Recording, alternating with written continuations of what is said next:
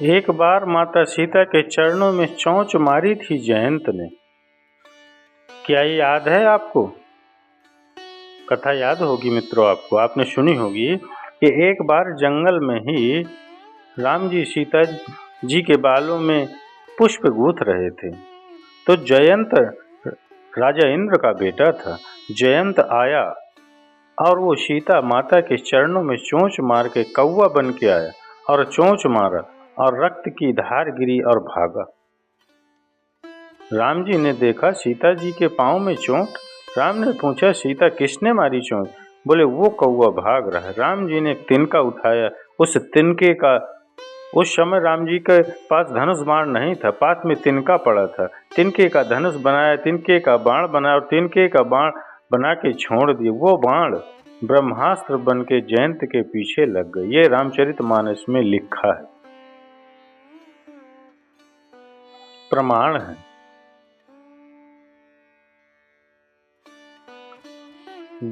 बाण बनकर गया, जयंत भागा, पिताजी पिताजी बचाओ। इंद्र बोले, किन से? बोले, राम जी का बाण आ रहा है।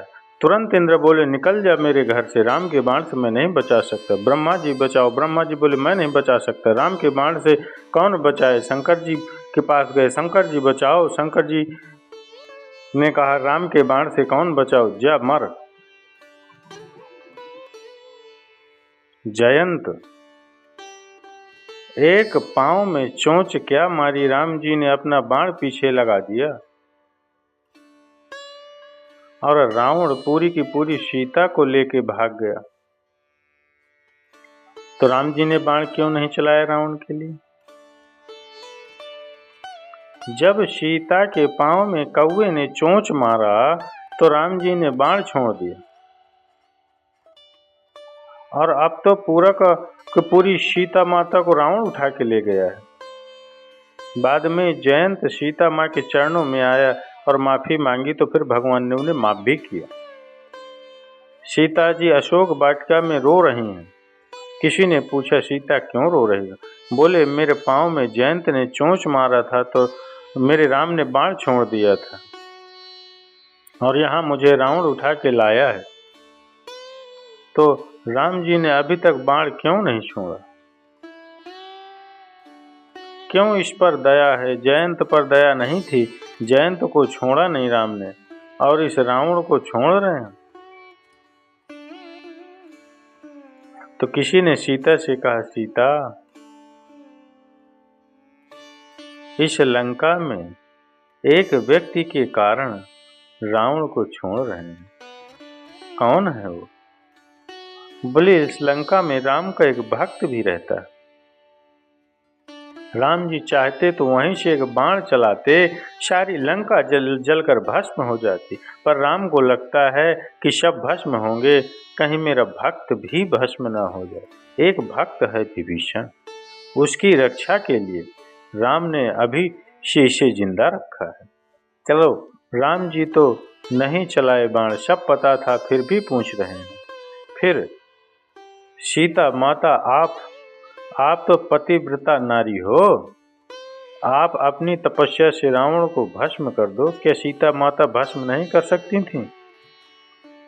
क्या सीता माता? अरे सीता परम शक्ति है, राधा सीता एक हैं, ये सृष्टि का आधार है, ये परम शक्ति है। ये रावण को चाहे तो तुरंत भस्म कर दें, पर नहीं किया, क्योंकि सीता माँ है।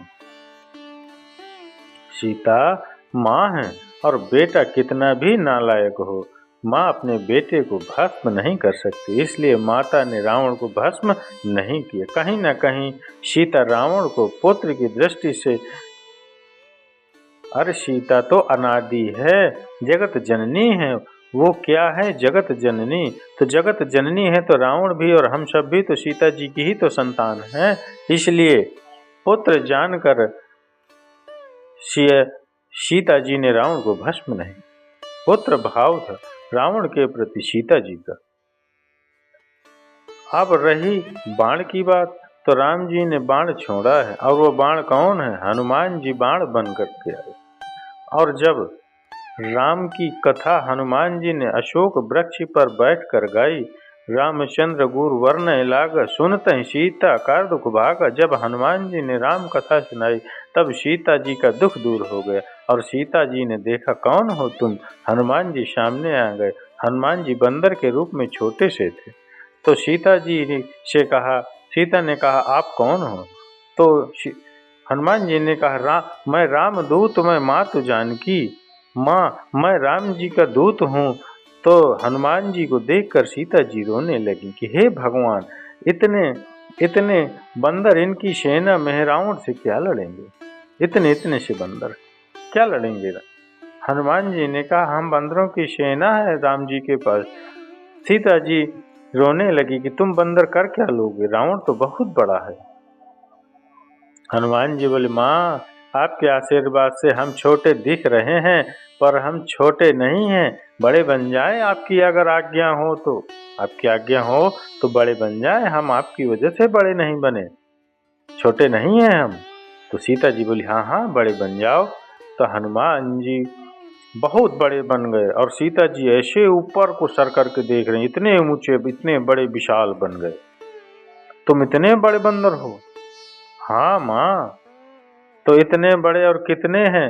और जितने राम की सेना में है, राम जी को ने सबको इतना ही बड़ा बना रखा है।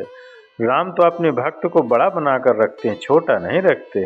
राम अपने सच्चे भक्त को बड़ा बना देते हैं। अब बेटा तुम छोटे हो जाओ। अब मैं समझ गई कि अब रावण का सत्यानाश हो जाएगा, अब छोटे हो जाओ। अब सिया जी प्रसन्न हो गई, अभी रो रही थी राम राम राम, और हनुमान जी ने आकर माँ कहकर आज सीता माता का दुख दूर कर दिया। तो सीता जी ने पता है ने क्या वरदान दिया? अजर अमर गुण निधि सुत होहूँ, करहूँ बहुत रघुनायक छोहूँ। हे हनुमान, मैं तुम्हें सीता माता ऐसी वैसी कोई सामान्य नारी तो नहीं है, ये वही नारी हैं पराम्मा भगवती जो आशीर्वाद दे देती हैं तो हनुमान जी को अमर कर देती हैं। जो नारी हनुमान को अमर कर सकती थीं वह अपने प्रभाव से क्या रावण को मार नहीं सकती थीं? पर नहीं, सीता जी जानती हैं कि रावण को मैं मार दूंगी तो श्रेय मुझे मिल जाएगा और मैं नहीं चाहती कि मेरे पति की झोली में श्रेय न जाए। अरे रावण को मारने का श्रेय तो राम को ही मिलना चाहिए, इसलिए सीता जी ने रावण को नहीं मारा। हनुमान जी ने सीता माता का दुख दूर किया तो उन्हें अमरता का वरदान मिला कि नहीं? इस दुनिया का बेटा तब अमर हो जाएगा जब वो अपनी माँ का दुख दूर कर देगा। बेटा जब अपनी माँ का दुख दूर करता है तो बेटे के लिए माँ के अंदर से रोम रोम से की दुआ निकलती है और वही दुआ बेटे को अमर कर देती है। बेटा सारी सुख समृद्धि से संपन्न तब होता है जब माँ का आशीर्वाद हो। इसलिए प्रार्थना करता हूँ हनुमान जी ने माँ का आशीर्वाद पाकर अमरता को पा गए। आप लोगों की जो खुद की माता है उनके आशीर्वाद ले लेना, क्योंकि वो माँ, वो भी जगत जननी माँ है, वही माँ है, वही सीता ही है, वही राधा ही है, वो सावित्री है, वही है तुम्हारी माँ। अपनी माँ को हल्के में ना लेना। आपकी माँ भगवान से कम नहीं है मित्रों। इसलिए माँ का आशीर्वाद लेना, माँ का दिल न दुखाना। माँ का दिल नहीं दुखाओगे तो भगवान तुम्हारा दिल कभी दुखी नहीं होने देंगे। आप यदि माँ का दिल दुखाओगे तो फिर भगवान कहेंगे अब मैं तेरा साथ नहीं दूंगा। पांचों पांडव सदा कुंती की आज्ञा का पालन करते थे, जबकि 100 की 100 दुर्योधन अपनी माता गांधारी का पालन कभी नहीं करते थे। जो माँ की आज्ञा का पालन नहीं करता उसका सर्वनाश हो गया, और जो माँ की आज्ञा का पालन करता है भगवान ने उसका साथ दे दिया। यही माँ की सेवा का फल। तो चलिए मित्रों, माताओं बहनों, अगर ये कथा आपको अच्छी लगी हो तो इसके लिए एक लाइक अवश्य लिख करिएगा और कमेंट्स में जय जय श्री सीताराम, जय वीर बजरंग बली महाराज की जय अवश्य लिखिएगा।